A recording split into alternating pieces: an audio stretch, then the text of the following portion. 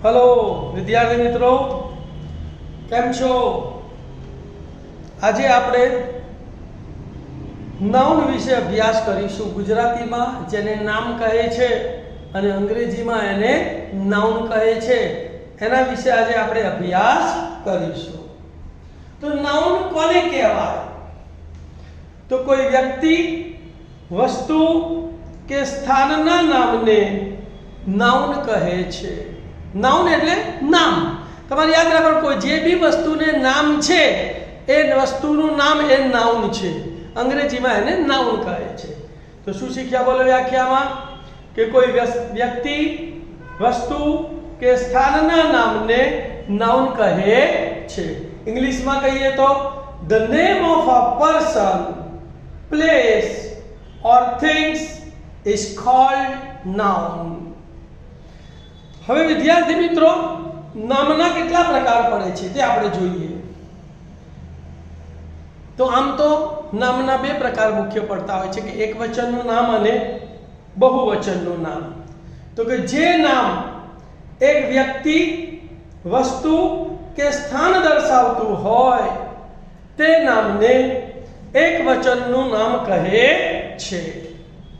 ઇંગ્લિશમાં કહીએ તો if a name denotes one person, place or thing, it is said to be in singular noun।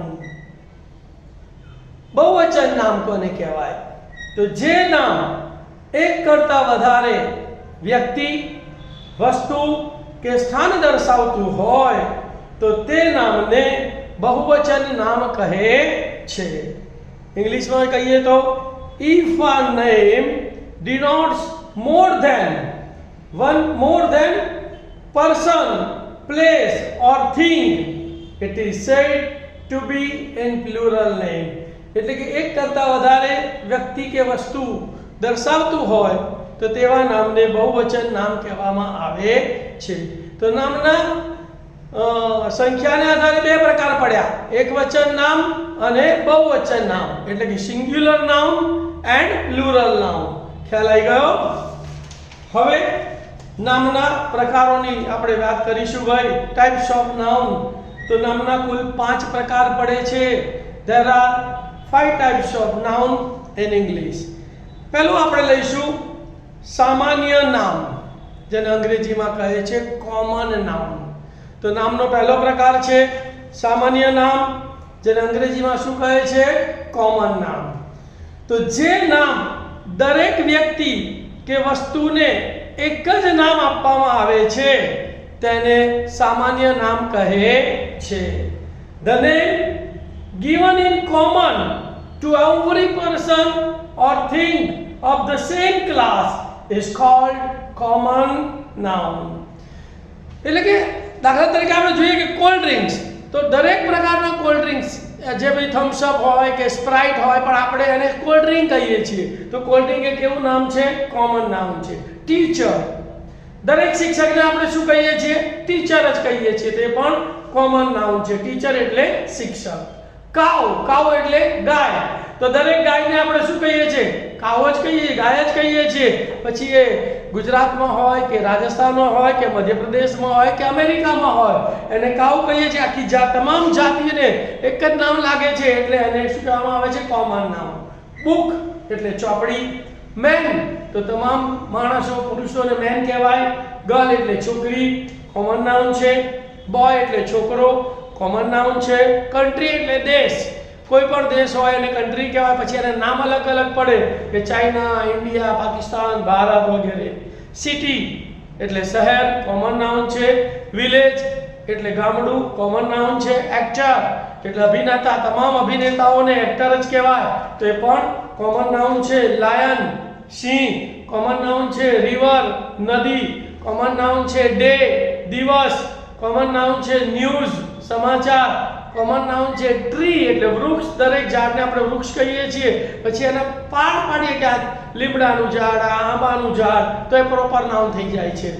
અને month એટલે મહિનો, તો આ બધા કોમન નાઉનના ઉદાહરણો છે। નામનો બીજો પ્રકાર છે વિશેષ કે સંજ્ઞાવાચક નામ।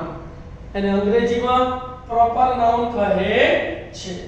તેની વ્યાખ્યા આપણે જોઈએ કે જે નામ કોઈ ચોક્કસ ખાસ વ્યક્તિ કે વસ્તુને આપવામાં આવે છે તેને વિશેષ નામ કે સંજ્ઞાવાચક નામ કહે છે. અંગ્રેજીમાં એને પ્રોપર નાઉન કહે છે. The name of some specific person or thing or place is called proper noun. તો પ્રોપર નાઉનમાં તમને લખતી વખતે યાદ રાખવાનું છે કે પ્રોપર નામનો પ્રથમ અક્ષર હંમેશા કેપિટલ વપરાય છે. Proper noun begins with a capital letter. તેનો હંમેશા પહેલો અક્ષર કેવો આવે છે? કેપિટલ આવે છે. દાખલા તરીકે વિજય, બરાબર, તો એક વ્યક્તિનું નામ છે તો એ કેવું નામ કહેવાય? પ્રોપર નામ. સચિન, તો સચિન તેંડુલકર ક્રિકેટર છે, બરાબર, એ વ્યક્તિનું નામ છે તો સચિન. ગુજરાત, બરાબર, ગંગા નદીનું નામ છે પણ નદીમાં ગંગા, યમુના, બ્રહ્મપુત્રા તે બધા પ્રોપર નામ છે. મંડે, તો મંડે એટલે સોમવાર, તો મંડે, સન્ડે, ટ્યુઝડે, વેનસડે, થર્સડે બધા પ્રોપર નાઉન છે. તાજમહલ એ પણ પ્રોપર નાઉન છે. જયપુર, સિટી કીધી હતી તો સિટી એ કોમન નાઉન છે પણ એ સિટીમાં જયપુર, સુરત, અહેમદાબાદ એવું કહીએ તો પ્રોપર નાઉન છે. રમતની વાત કરીએ તો ક્રિકેટ પ્રોપર નાઉન છે પણ રમત કહીએ તો કોમન નાઉન છે. ઇંગ્લિશ, તો ઇંગ્લિશ પણ કેવું નામ છે ભાઈ? પ્રોપર નાઉન છે. તો આ બધા પ્રોપર નાઉનના ઉદાહરણો છે. નામનો ત્રીજો પ્રકાર છે ભાવવાચક નામ. એને અંગ્રેજીમાં કહે છે એબ્સ્ટ્રેક્ટ નાઉન. જે નામ કોઈ સ્થિતિ, ગુણ, લાગણી કે વિચાર દર્શાવતું હોય તેને ભાવવાચક નામ કહે છે. આવા નામોને આપણે જોઈ શકતા નથી, સ્પર્શી શકતા નથી, માત્ર એનો અનુભવ કરી શકીએ છીએ. અંગ્રેજીમાં આપણે એબ્સ્ટ્રેક્ટ નાઉનની વ્યાખ્યા જોઈએ તો the name of some state, quality, feeling or idea is called abstract noun. ઉદાહરણ તરીકે આપણે જોઈએ તો બ્યુટી એટલે સુંદરતા, બરાબર, જેને આપણે અનુભવી શકીએ છીએ. લવ એટલે પ્રેમ, એ એબ્સ્ટ્રેક્ટ નાઉન છે. ફિયર એટલે ભય, એબ્સ્ટ્રેક્ટ નાઉન છે. જોય એટલે આનંદ, એબ્સ્ટ્રેક્ટ નાઉન છે. કરેજ એટલે હિંમત, એબ્સ્ટ્રેક્ટ નાઉન છે. હેપી એટલે ખુશ, ખુશી, એબ્સ્ટ્રેક્ટ નાઉન છે. પેઇન એટલે દર્દ, એબ્સ્ટ્રેક્ટ નાઉન છે. હીટ એટલે ગરમ, ગરમી, એબ્સ્ટ્રેક્ટ નાઉન છે. વિઝડમ એટલે ડાપણ, ચતુરાઈ, એબ્સ્ટ્રેક્ટ નાઉન છે. ટ્રુથ એટલે સત્ય, એબ્સ્ટ્રેક્ટ નાઉન છે. એંગર એટલે ગુસ્સો, એબ્સ્ટ્રેક્ટ નાઉન છે. અને જોય એટલે આનંદ, ખુશી, એ એબ્સ્ટ્રેક્ટ નાઉન છે. નામનો ચોથો પ્રકાર છે સમૂહવાચક નામ. કલેક્ટિવ નેમ, અંગ્રેજીમાં શું કહેવામાં આવે છે? Collective name. તો જે નામ વ્યક્તિ કે વસ્તુઓનો સમૂહ કે જથ્થો દર્શાવતું હોય, જે નામ વ્યક્તિ કે વસ્તુઓનો સમૂહ કે જથ્થો દર્શાવતું હોય તે નામને સમૂહવાચક નામ કહે છે. ઇંગ્લિશમાં આપણે કહીએ તો the name, a collection or group of person or thing is called collective noun. તો તમે જુઓ જથ્થાવાચક નામ, સમૂહવાચક નામ પણ એને કહેવાય. ગ્રુપ એટલે ટુકડી, તો ગ્રુપની અંદર એક કરતા વધારે વ્યક્તિઓ હોય તો એ કયું નામ થયું? કલેક્ટિવ નામ થયું. ક્રાઉડ એટલે ટોળું, ટોળામાં પણ એક કરતા વધારે વ્યક્તિઓ હોય તો એ કલેક્ટિવ નામ થયું. ટીમ, ક્રિકેટની ટીમ હોય, કબડ્ડીની ટીમ હોય, તેમાં એક કરતા વધારે વ્યક્તિ હોય એટલે તે કલેક્ટિવ નામ થયું. આર્મી એટલે લશ્કર, લશ્કરમાં પણ એક કરતા વધારે વ્યક્તિઓ હોય એટલે આર્મી પણ કલેક્ટિવ નામ થયું. બંચ એટલે ઝુમખું, બંચ ઓફ ગ્રેપ્સ, બરાબર, દ્રાક્ષનું ઝુમખું. એક કરતા બંચ ઓફ કીઝ, ચાવીનું ઝુમખું, એક કરતા વધારે હોય એટલે બંચ, કલેક્ટિવ નામ થયું. ક્લાસ, ક્લાસ એટલે આખો વર્ગ, બરાબર, કે જેમાં એક કરતા વધારે વિદ્યાર્થીઓ બેઠા હોય એને ક્લાસ કહેવાય, તો એ પણ કલેક્ટિવ નામ થયું. હર્ડ, હર્ડ એટલે ટોળું, પણ હર્ડ એટલે કોનું ટોળું? જનાવરોનું ટોળું, એ પણ કલેક્ટિવ નામ થયું. ક્રાઉડ એટલે માણસોનું ટોળું, તો એ પણ કલેક્ટિવ નામ થયું. ફ્લોક એટલે કાફલો, સમૂહ, એ પણ કલેક્ટિવ નામ થયું. કમિટી એક કરતા વધારે વ્યક્તિઓ ભેગા થઈને જે મંડળ બનાવે છે એને કમિટી કહેવાય, એ પણ કલેક્ટિવ નામ થયું. ત્યાર પછી નામનો પછીનો પ્રકાર છે દ્રવ્યવાચક નામ, મટીરિયલ નામ. દ્રવ્યવાચક નામ એટલે મટીરિયલ નામ, તો કે જે નામ ગણી શકાય તેવું ન હોય, બરાબર, અને તેનું બહુવચન પણ થઈ શકતું ન હોય તેવા પદાર્થના નામને મટીરિયલ નાઉન એટલે કે દ્રવ્યવાચક નામ કહે છે.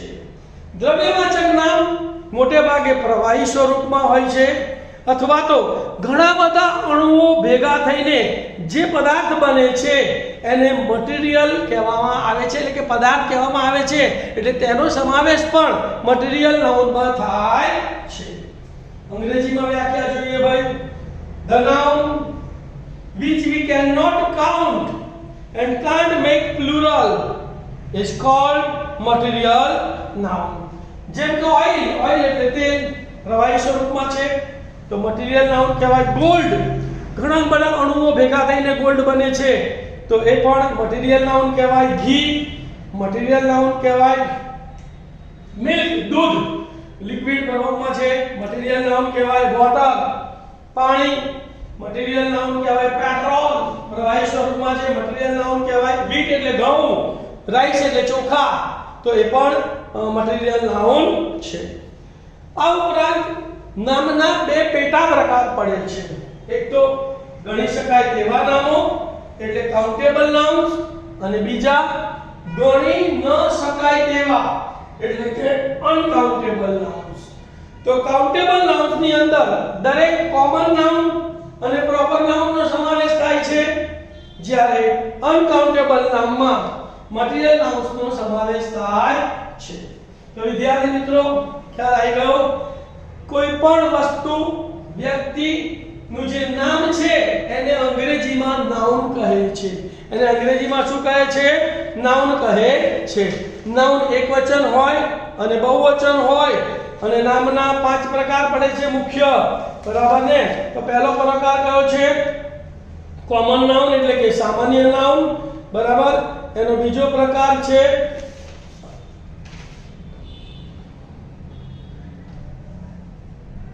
પ્રોપર નાઉન એટલે કે સંજ્ઞાવાચક નામ.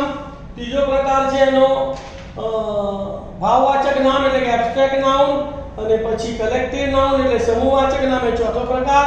અને પાંચમો પ્રકાર છે એનો દ્રવ્યવાચક નામ એટલે મટીરિયલ નાઉન. આ ઉપરાંત એના બીજા પેટા 2 પ્રકાર પડે. કાઉન્ટેબલ નાઉન એટલે કે ગણી શકાય તેવા નામો, અને બીજું અનકાઉન્ટેબલ નાઉન, ગણી ન શકાય તેવા નામો.